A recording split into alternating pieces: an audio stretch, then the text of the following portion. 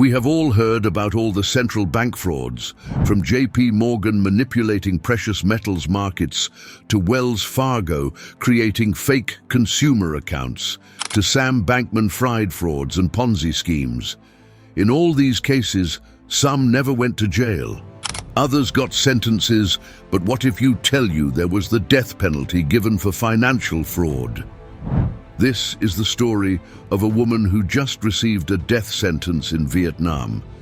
Truong My Lan orchestrated a massive fraud that equaled nearly 3% of the country's GDP. Yes, you heard it right. Hello and welcome back to our channel. Today's video discusses Truong My Lan, 67, who was found guilty of embezzlement, bribing state officials, and violating banking regulations. She used her secret control of the Saigon Commercial Bank to funnel $44 billion in loans to her own companies, making this one of the largest bank frauds in history. How did she siphon off such an enormous sum over a decade without being stopped? Get ready for a deep dive into one of the most staggering fraud cases ever that left a dark mark on Asia's fastest-growing economy. Truong My Lan was born in 1956 in Saigon, South Vietnam, into a modest yet entrepreneurial family. From an early age, Lan was hustling. As a teenager, she and her mother became regular at the Ben Thanh market, selling cosmetics. By the mid-1990s, she had entered the real estate industry and founded the Van Thinh Phat Group. In 1992, she met Eric Truong Napne, a Hong Kong-based investor. The two married, had 2 daughters, and built an empire of restaurants, hotels, and real estate across Vietnam and Hong Kong, catapulting her wealth to new heights. By 2010, things started to take a questionable turn. Mrs. Lan had become a key figure in Vietnam's financial world, and her company was among the wealthiest real estate firms in the country.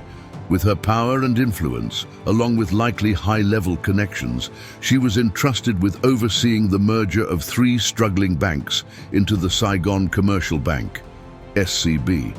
Unfortunately, the plan was not approved by Vietnam's central bank. Starting in 2012, Truong My Lan began transferring funds. She gave loans to herself and her associates, paying bribes to government officials to keep them silent. So, weren't there laws in place to prevent this? Yes, Vietnamese law limits individual ownership in a bank to 5%. Yet over the years, Lan managed to gain control of 90% of the bank. Step 1 in her multi-billion-dollar fraud scheme was setting up thousands of shell companies. She put these companies and bank shares in the names of others, so from an outsider's perspective, it appeared the bank had a diverse group of leaders and CEOs running its subsidiaries. In reality, it was all her. These companies often existed only on paper, with no employees or operations, and she used fake contracts to transfer money out of the country. As her scheme expanded, she needed more people to manage the growing number of fake companies. Her husband, niece, and other family members became involved. When she was caught, 93% of the loans approved at SCB had funneled straight into her pockets. How could no one notice that such a huge amount of money was missing? Well, people did. Truong My Lan was a well-known figure in Vietnam. Her position at Saigon Commercial Bank earned her great respect, but her endless access to liquid capital made it clear that something wasn't right.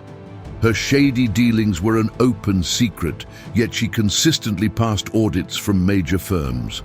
But you think about how you guessed it right. Bribe. Whenever a regulator got suspicious and tried to investigate, Lan simply gave bribes like candy. She didn't stop there.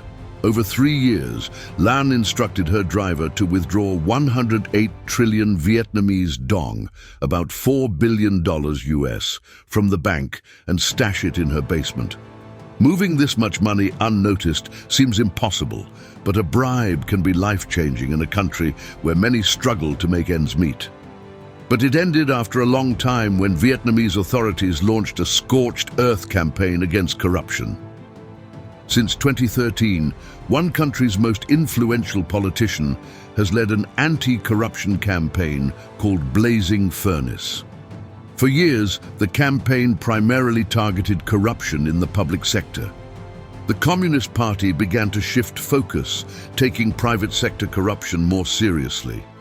In October 2022, she was arrested and less than 2 years later, sentenced to death. To Vietnam, where a property tycoon has been sentenced to death in the country's biggest ever financial fraud case. Authorities identified around 42,000 victims, ordinary people and bondholders who had entrusted SCB with their life savings. The trial, which was televised, turned into a national spectacle. A staggering 104 boxes of evidence weighing 6 tons were presented in court. Lan's empire was so vast that its collapse weakened Vietnam's housing market. Property firms shut down in record numbers, and over 1,000 of Lan's properties were seized. Following Truong My Lan's arrest, Vietnam's central bank had to step in to prevent a financial catastrophe, injecting $24 billion in particular loans into SCB to run the bank. The government also sought foreign investors to help stabilize the situation. Without lending, SCB will collapse. One report noted that if the lending continues, the national treasury will gradually dry up.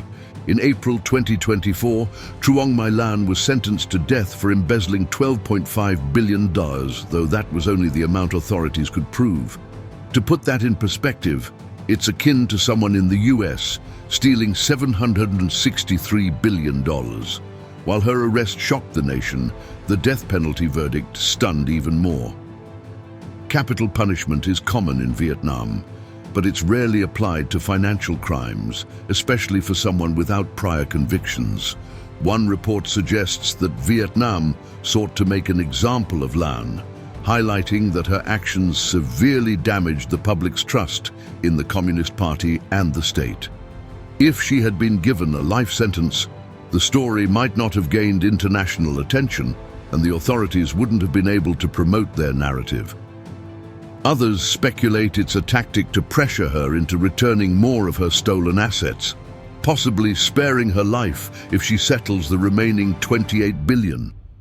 Lan pleaded not guilty, blaming her subordinates. She admitted to being involved in the bank's restructuring, but denied wrongdoing. She claimed her lack of experience in the banking industry and ignorance of legal matters got her into this mess. The court didn't buy it. In total, 855 people were charged in connection to the case, including Lan's husband, who received a 9-year sentence, and her niece, who was sentenced to 17 years. 2 former SCB executives fled the country and remain at large. Lan's fraud, amounting to 10% of Vietnam's GDP, was a massive scandal. The bottom line is that Truong My Lan had plenty of opportunities to stop. She was already wealthy before her scheme, but didn't stop at $100 million, $1 billion, or even $10 billion. No amount seemed enough, and she ultimately paid the highest price. Now the question is, was this punishment too harsh?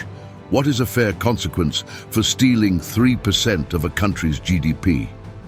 That's a debate with no easy answer, and this is the story of how one woman scammed $44 billion.